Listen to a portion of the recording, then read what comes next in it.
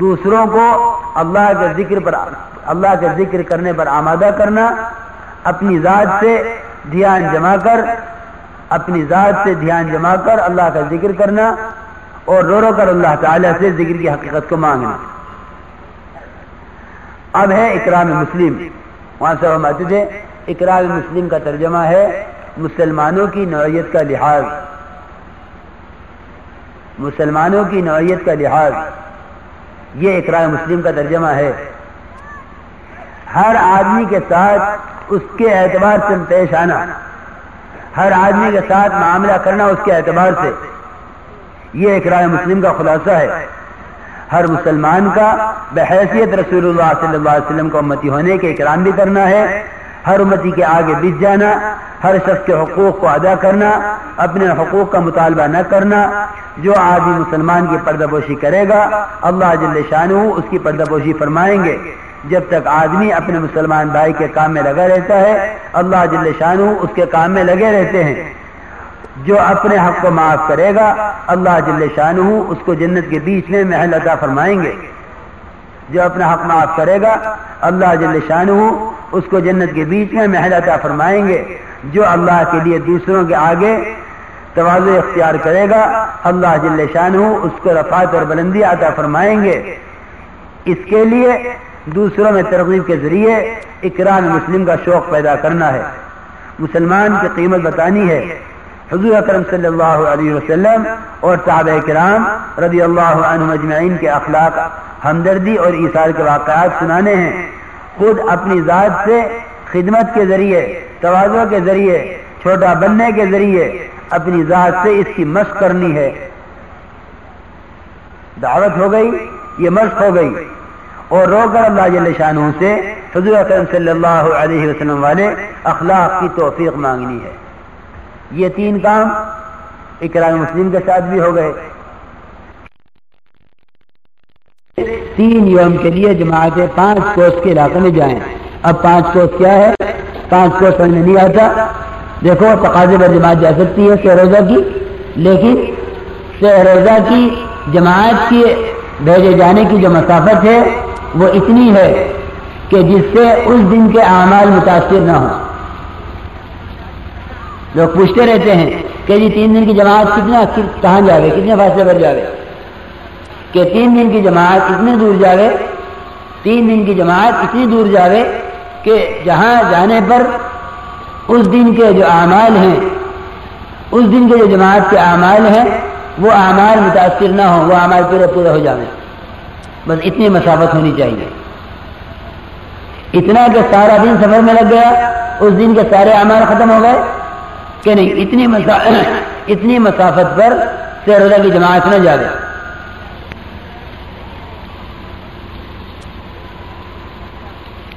ہر دوست مہینے میں 3 دن پابندی سے لگائے۔ الحسنۃ بعشر امثالها کہ 1 نیکی 10 کے برابر، 3 دن پر حکماً 30 دن کا ثواب ملے گا۔ جو مہینے میں 3 دن لگائے گا نا اس کو حکماً 30 دن کا ثواب ملے گا، کیونکہ 1 نیکی 10 کے برابر، اس نے 3 دن لگائے تو مہینے کے 3 دن کا ثواب 30، تو 3 دن میں 30 دن کا ثواب ملے گا، اور پورے سال ہر مہینے میں 3 دن لگائے تو سارا سال اللہ کی راہ میں شمار ہوگا۔ کتنا آسان راستہ ہے۔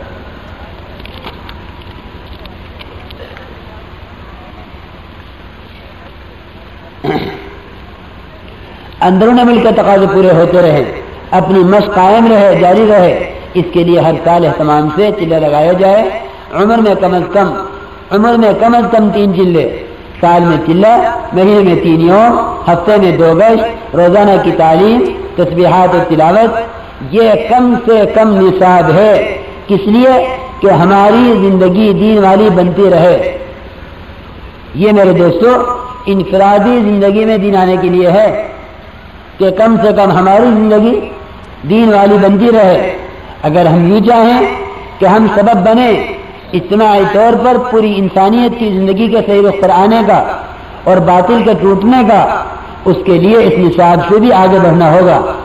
ہمارے وقت اور ہماری آمدنی کا نصف آدھا اللہ کی راہ میں لگے، اور آدھا کاروبار اور گھر کے مسائل میں، یا کم از کم اگر آدھے کی ہمت نہیں ہے فی الحال تو آدھے تک پہنچنے کے لیے کم از کم 1/3 وقت اور آمدنی اللہ کی راہ میں لگے اور 2/3 اپنے مشاغل میں، یعنی ہر سال 4 ماہ کی ترتیب بٹھائی جائے، ہر سال 4 مہینے کی ترتیب مدد ہے۔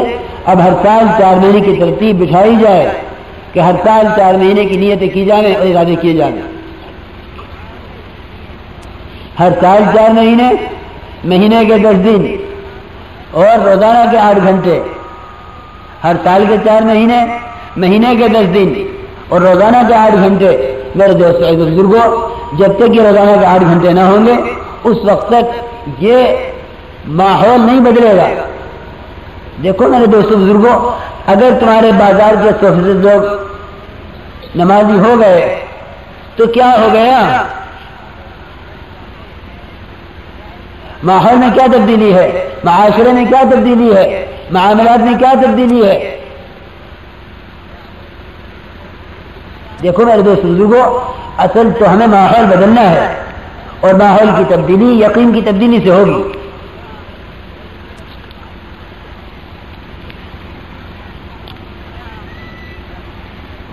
آپ حضرات عمر میں کم سے کم 3 چیزوں کی دعوت خوب جم کر دیں۔ آپ حضرات کم از کم 3 چیزوں کی دعوت خوب جم کر دیں، اس میں بالکل نہ گھبرائیں، اس کے بغیر زندگیوں کے رخ نہ بدلیں گے۔ جن احباب نے خود ابھی 3 چیزیں نہ دیے ہوں وہ بھی اس نیت سے خوب جم کر دعوت دیں کہ اللہ جل شانہ اس کے لیے ہمیں قبول فرما لے۔ اب سنو، گشت کا عمل اس کام میں ریڑھ کی ہڈی کی سی اہمیت رکھتا ہے۔ اگر یہ عمل صحیح ہوگا قبول ہوگا، یہ عمل قبول ہوگا تو دعوت قبول ہوگی، دعوت قبول ہوگی تو دعا قبول ہوگی، دعا قبول ہوگی تو ہدایت آ گئی۔ اہدنا الصراط المستقیم جو قرآن کی سب سے پہلی دعا ہے، اگر یہ گشت کا عمل صحیح ہوا تو قبول ہوگا، اور عمل گشت کا قبول ہوگا تو دعوت قبول ہوگی، دعوت قبول ہوگی تو دعا قبول ہوگی، دعا قبول ہوگی تو ہدایت آئے گی۔ اگر گشت قبول نہ ہوا تو دعوت قبول نہ ہوگی، دعوت قبول نہ ہوئی تو دعا قبول نہ ہوگی، دعا قبول نہ ہوئی تو ہدایت نہیں آئے گی۔ گشت کا موضوع یہ ہے، سنو گشت کا موضوع، ہم گشت میں نہ جانے، اب تو بات یہ ہے کہ لوگ گشت میں لمبے لمبے بیانات شروع کر دیتے ہیں۔ وہ بازار کے اندر بھیڑ اکٹھی ہوئی ہے اور میں ایک آدمی بازار میں کھڑے کر بیان کر رہا، نہیں میرے دوستو، ہمارا کام نقل مشین میں لے آنا ہے۔ ایسا فرماتے تھے کامیاب ہے وہ گشت کرنے والا جو گشت میں بات مختصر کرے، کامیاب ہے وہ گشت کرنے والا جو گشت میں بات مختصر کرے۔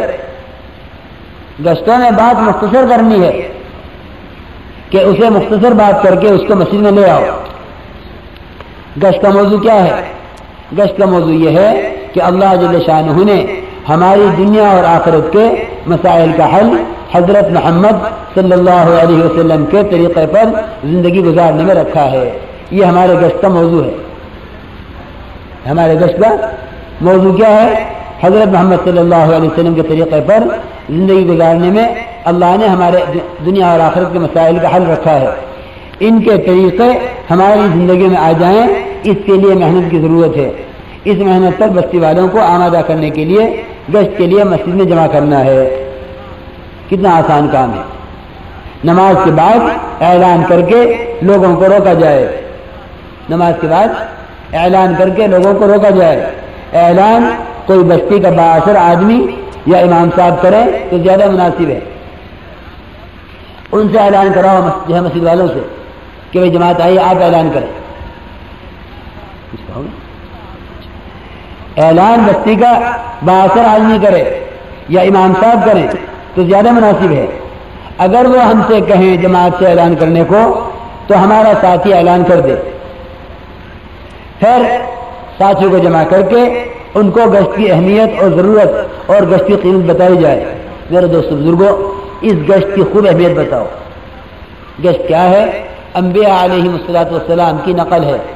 وہاں صاحب فرماتے تھے گشت کا مقصد یہ ہے کہ ہمیں بازاروں میں داعیانہ اور ذاکرانہ طریق پر پھرنا آ جائے. گشت کا موضوع کیا ہے؟ ہمیں بازاروں میں داعیانہ اور ذاکرانہ طریق پر پھرنا آ جائے. یہ گشت کا موضوع ہے.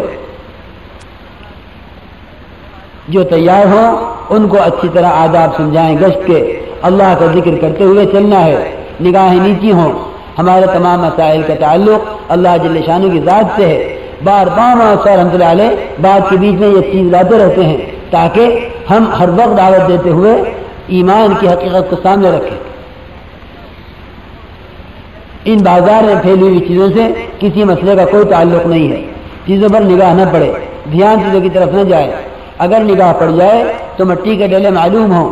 ہمارا دل اگر ان چیزوں کی طرف پھر گیا تو پھر ہم جن کے پاس جا رہے ہیں ان کا دل ان چیزوں سے اللہ کی طرف کیسے پھرے گا؟ اگر ہمارا رخ ان چیزوں کی طرف پھر گیا جو بازاروں میں ہیں تو جن کی طرف ہم جا رہے ہیں ان کے رخ کو پھیرنے کے لیے اللہ کی طرف چیزوں سے ہمارا پھر ان کا رخ ہماری دعوت سے چیزوں سے اللہ کی طرف کیسے پھرے گا؟ قبر کا داخلہ سامنے ہو, اسی زمین کے نیچے جانا ہے, مل جل کر چلیں. ایک آدمی بات کرے, کامیاب ہے وہ بات کرنے والا گشتوں میں جو بات مختصر کر کے آدمی کو مسجد میں بھیج دے. بازار میں لمبی لمبی باتیں نہ کرو کھڑے ہو کر, بلکہ مختصر بات کر کے مسجد میں لے آؤ. کیا بات کرنی ہے؟ بھائی ہم مسلمان ہیں, بھائی ہم مسلمان ہیں, ہم نے کلمہ لا الہ الا اللہ محمد رسول اللہ پڑھا ہے, ہمارا یقین ہے اللہ پالنے والے ہیں, نفع اور نقصان عزت اور ذلت اللہ کے ہاتھ میں ہے. اگر ہم اللہ کے حکم پر حضرت محمد صلی اللہ علیہ وسلم کے طریقے پر زندگی گزاریں گے, اللہ راضی ہو کر ہماری زندگی بنا دیں گے. ہم سب کی زندگی اللہ جل شانہ کے حکم کے مطابق حضرت محمد صلی اللہ علیہ وسلم کے طریقے پر آ جائے. اس کے لیے مسجد میں کچھ فکر کی بات ہو رہی ہے. یہ ہمارے گشت میں بات ہے. بس کیا بات؟ گشتوں میں ہم مسلمان ہیں, کلمہ لا الہ الا اللہ ہم نے پڑھا ہے, ہمارا یقین ہے پالنے والی ذات اللہ کی ہے, نفع نقصان عزت اور ذلت اللہ کے ہاتھ میں ہے. اگر ہم اللہ کے حکم پر حضرت محمد صلی اللہ علیہ وسلم کے طریقے پر زندگی گزاریں گے اللہ راضی ہو کر ہماری زندگی بنا دیں گے. ہم سب کی زندگی کے ہم سب کی زندگی اللہ جل شانہ کے حکم کے مطابق حضرت محمد صلی اللہ علیہ وسلم کے طریقے پر آ جائے. اس کے لیے بھائی مسجد میں کچھ فکر کی بات ہو رہی ہے, وہاں تشریف لے چلیں. بس اتنی مختصر دعوت ہے بازار میں. اب یہ دن میں گشت کر رہے ہیں, نماز پڑھ چکے ہوں تو بھی اٹھا کر مسجد میں بھیج دیں. ضرورت ہو تو آگے کی نماز کو بھی مسجد میں فوری جانے کا عنوان بنا لیں کہ بھائی کہ اچھا بھائی نماز کے وقت آگے آ جائیں. دیکھو بھائی, اصل میں ہم جو گشتوں میں دعوت دیں گے وہ دیں گے اعمال مسجد کی دعوت. ہم بازاروں سے لوگوں کو دعوت کے عنوان پر اٹھاویں گے. جب وہ دعوت کے عنوان پر نہیں تیار ہوگا تب ہم بعد میں کسی نماز کو بہانہ بنائیں گے اسے مسجد میں لانے کا. دیکھو بھائی, ابھی تو ہم انہیں نماز کی وجہ سے نماز پر لا رہے ہیں اٹھا کر. ہماری بات میں جو ہے ذرا سا غور کرنا پڑے گا کہ ایک ہے بازار والوں کو نماز پر لانا, ایک ہے بازار والوں کو دعوت پر اٹھانا. نماز کی اہمیت, نماز کی قیمت یہ بتانی ہے ساری مسجد میں. اگر وہ فی الوقت تیار نہیں ہو رہا جانے کے لیے, اب ہم یوں کہیں گے کہ بھائی دیکھو نماز کے وقت آ رہا ہے, نماز کے لیے چلو. یہ معاشرہ فرماتے تھے. اس کو تم دیکھو نا صاف لکھا ہوا ہے. اس کے لیے مسجد میں کچھ فکر کی بات ہو رہی ہے, آپ مسجد میں چلیں. ہم اس کو بازار سے نماز پر نہیں اٹھا رہے, ہم اس کو بازار سے دعوت پر اٹھائیں گے. اگر وہ تیار نہیں ہے تو مسلمان ہونے کی یہ حیثیت ہے اور مسلمان ہونے کا یہ مقام ہے کہ وہ نماز کا انکار نہیں کرے گا. اب تم دوسرے درجے میں نماز کو بہانہ بنا لو اسے مسجد میں لانا. ورنہ یاد رکھو اگر تم بازار والوں کو نماز کے عنوان پر لاؤ گے تو یہ نمازیں پڑھ پڑھ کے بھاگ لیں گے وہاں سے. انہیں خبر نہیں کہ مسجد میں کیوں جوڑا جا رہا.